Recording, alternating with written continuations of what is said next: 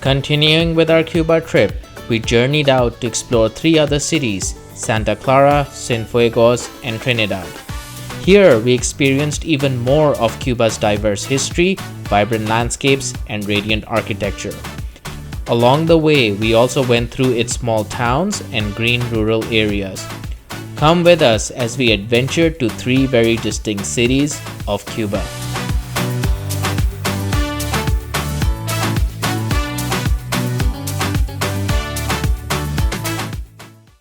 So we're here on day 3 of our Cuba trip, and we are going to go to Trinidad, Santa Clara, and Cienfuegos. so we're going to do 3 cities in one day. We booked a tour, so it is going to be a long day. Yesterday we went to Havana, and that was a long day, so we can keep up. It's going to be fun.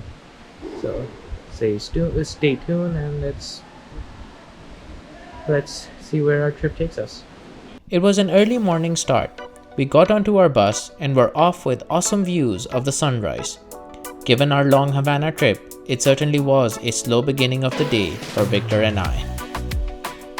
As the bus drove us, we got an overview of what the day was going to look like.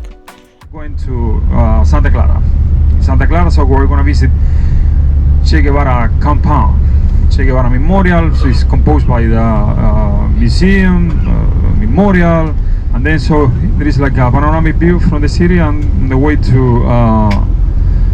Trinidad. Before Trinidad, so we do a stop, lunch, and after lunch, so it's a visit to the city of Trinidad. It's a nice city. This is by the time of colonial time, so founded by Spaniards, 1514, which is a long time ago. And then so we are going to Cienfuegos. So on the way to Varadero, back to Varadero, so we're stopping in Cienfuegos.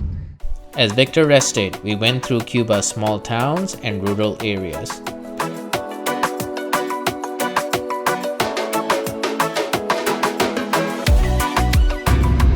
Just decided to take a break here before we head out further.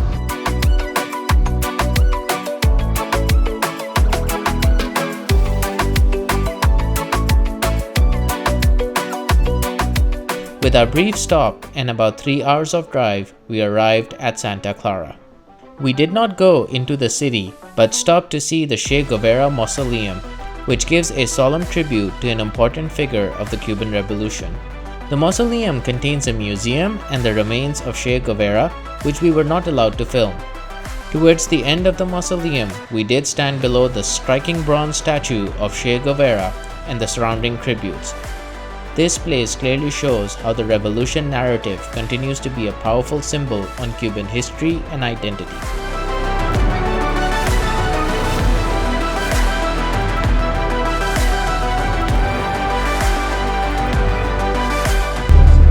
Victor, why don't you sit next to me? No, Why? because I can't sleep. This curtain is here, and plus I'd have to like reach over and do this and record all the time. I'm recording all the time. Yeah, Fine, abandon. I'm not abandoning you. I'm right behind you. Okay. I have your back. Okay, fine. Sitting on separate bus seats, we left Santa Clara and passed through some vast plantain and sugarcane fields and more towns. Our tour guide changed the schedule, and after 1.5-hour drive, we arrived in Cienfuegos. Often called the Pearl of the South, this vibrant city on the southern coast is the only Cuban city which was founded by French settlers. We first drove past one of its prominent areas, which has viewpoints of the sea and some fairly big mansions.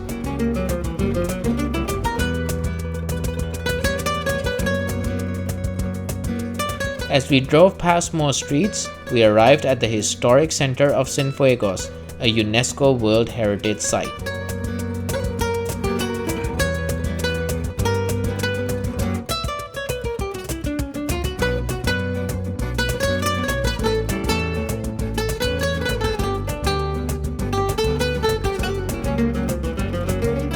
As the bus stopped, we began with walking through the Jose Martin Park, which is at the core of the center.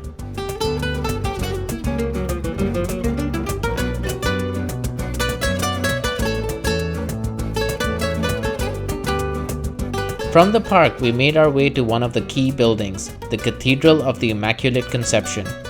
The interior reflects a blend of European and Cuban influence with stained glass windows imported from France.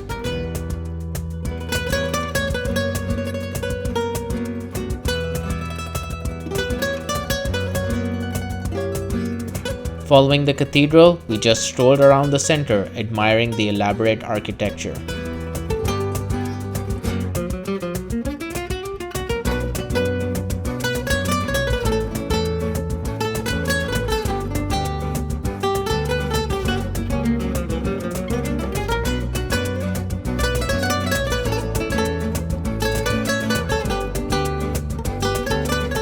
We then headed to buy magnets and then walked our way briefly out of the center.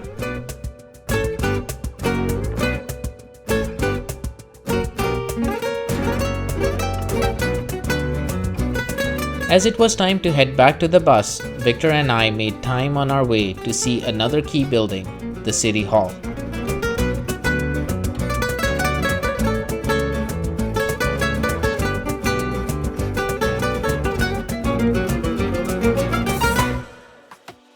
And so the time came to leave Cienfuegos. We again passed some towns and rural areas. This time we spotted mountains on our way. On our way to our last city destination, we stopped for lunch.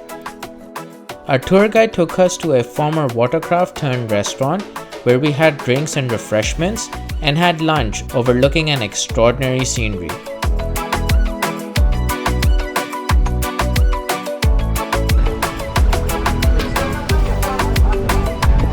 Our lunch. Now time to go. On our way back to the bus, we took a brief look once more at the scenic view.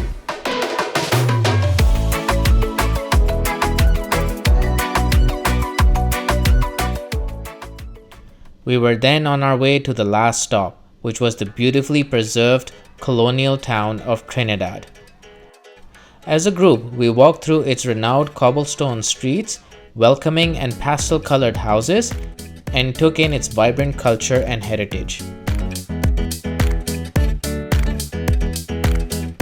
We walked to the heart of Trinidad, the Plaza Mayor. The plaza is surrounded by historic landmarks which offered insights into the city's history and artistic legacy. The architecture clearly reflected its wealthy past.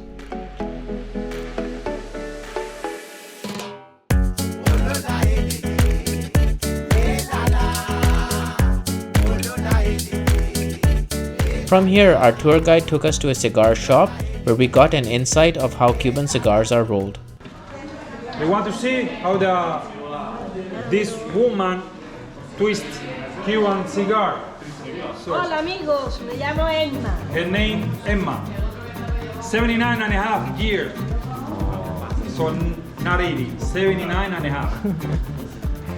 She works more than 50 years in this job.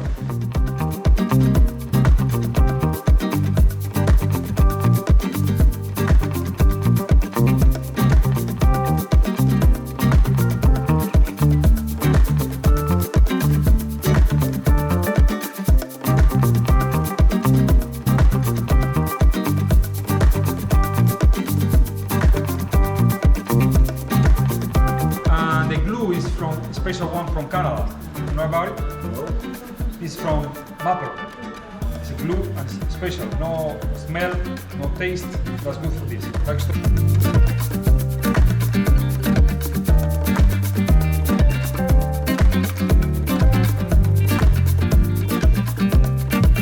Ahí tenemos ya, pueden mirarlo, pueden olerlo, pueden fumarlo, pueden comprarlo. Well done, my dear. We then got some free time to roam around the town. Victor and I used this time to witness some spectacular sights in Trinidad.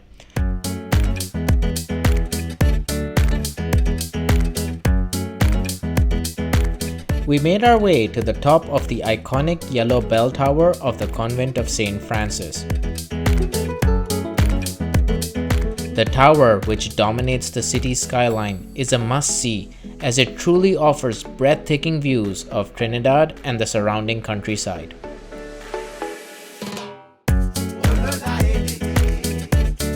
We first went to the bottom view.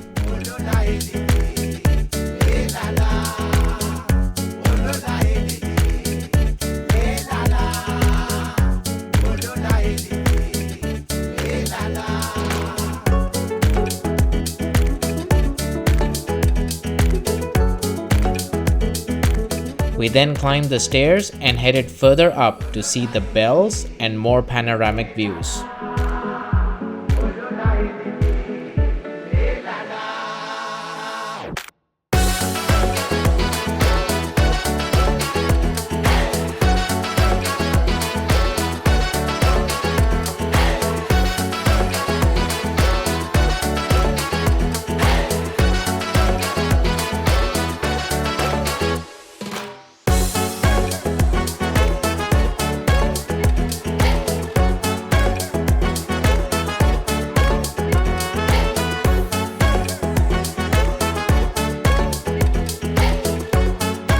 It was then time to head back and rejoin our group.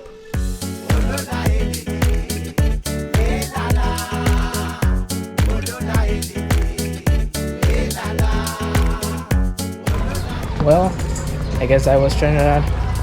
How did you like it? Like one. Okay. While walking back to the bus, we walked through more of Trinidad's cobblestone streets and points of interest. We then got back on the bus for a 4-hour drive back to Varadero.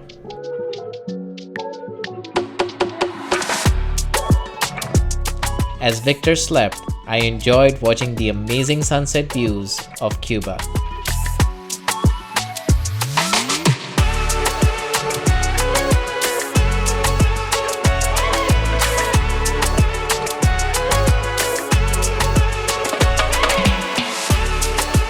We spent the next 2 days relaxing and exploring Varadero.